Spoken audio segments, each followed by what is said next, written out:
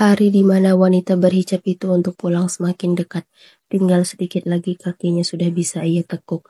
Dan untuk berjalan ia sudah berjalan dengan cukup lancar. Malik benar-benar membantunya selama ini.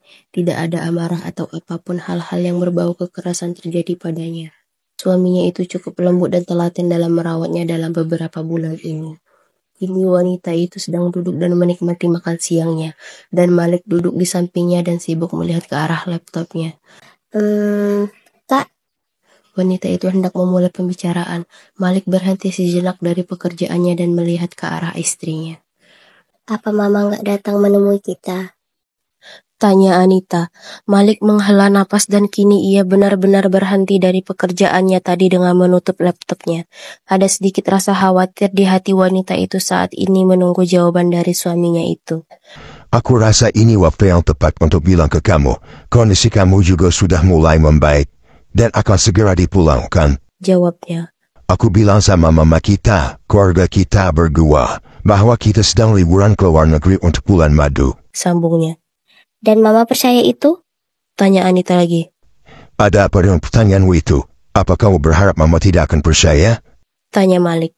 Bukan Kak, bukan seperti itu. Hanya saja bagaimana bisa keluarga kita bisa percaya sedangkan mereka tidak melihat keberangkatan kita. Tidak melihat kebersamaan kita seperti saat foto di luar negeri contohnya. Haha, kamu tenang aja. Keluarga kita itu sangat percaya sama aku. Aku bilang kalau liburan ini sangat dadakan dan tidak sempat memberitahu keluarga. Karena pada saat itu juga ada sepupu yang mau nikah yang keluarganya juga dekat sama keluarga kamu. Jawabnya dengan bangga. Anita hanya sedikit tersenyum mendengar jawaban dari suaminya. Malik merasa bahwa jawaban yang ia banggakan itu tidak membuat istrinya tersentuh untuk bangga juga.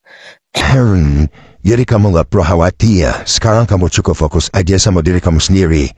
Sambungnya menghilangkan rasa canggung di antara mereka. Anita pun mengangguk dengan tersenyum. Lalu wanita itu kembali melanjutkan makan siangnya karena ia harus segera minum obat. Beberapa saat kemudian Yuda masuk ke dalam ruangan pemulihan Anita.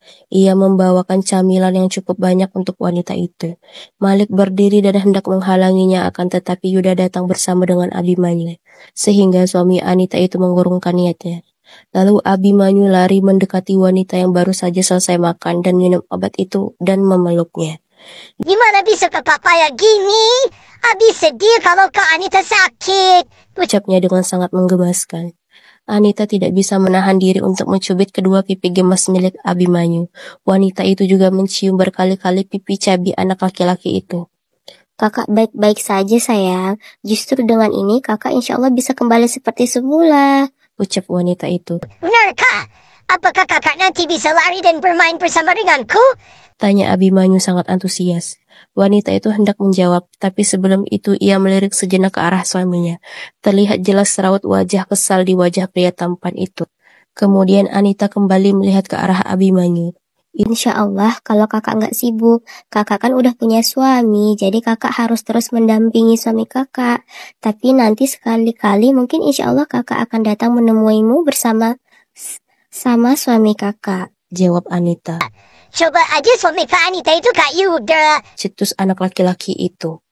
Seketika jantung wanita itu berdegup dengan kencang. Ia takut Malik akan marah pada Abimanyu atas apa yang baru saja ia ucapkan. Malik mendekati Abimanyu lalu duduk berjongkok di depannya. Suami Anita itu memegang kedua tangan Abimanyu seraya melihat ke arah Abi. Tapi sayangnya, Kak Malik lebih dulu hadir di dalam kehidupan Kak Anita. Dan jika saja Kak Malik tidak menikah dengan Kak Anita, belum tentu juga kamu bisa ketemu sama Kak Anita. Karena rumah Kak Anita ada di kota lain. Ucap Malik dengan lembut. Abimanyu melepaskan tangannya dari Malik lalu mundur satu langkah.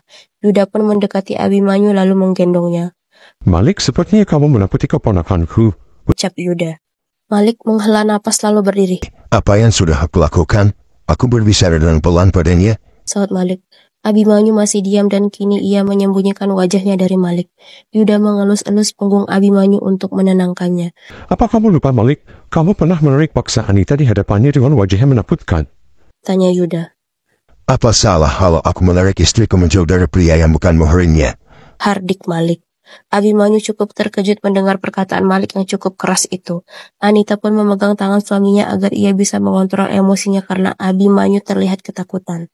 Baiklah. Aku salah. Aku seharusnya bersikap baik di depan anak-anak. Maka dari itu aku minta maaf padamu, Abimanyu. Ucap Malik dan tangan Anita makin menggenggam tangan suaminya. Abi, apakah kamu mau maafin Kak Malik, suami kakak? Tanya Anita dengan lembut. Abimanyu pun perlahan melihat ke arah sepasang suami istri itu. Ia juga melihat tangan mereka yang saling berpegangan dan tidak ada sebuah senyuman indah dari raut wajah Anita.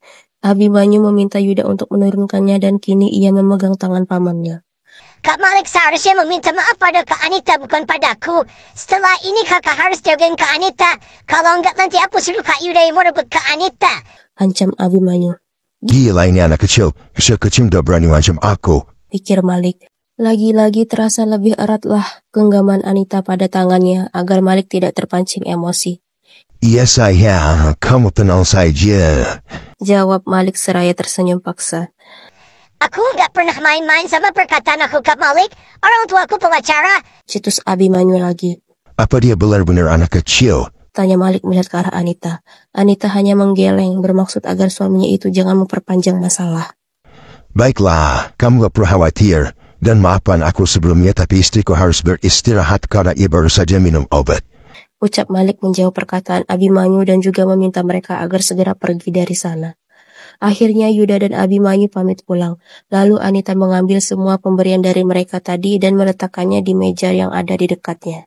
Setelah Yuda dan Abimanyu pergi, Malik membenarkan posisi Anita agar istrinya bisa tidur siang.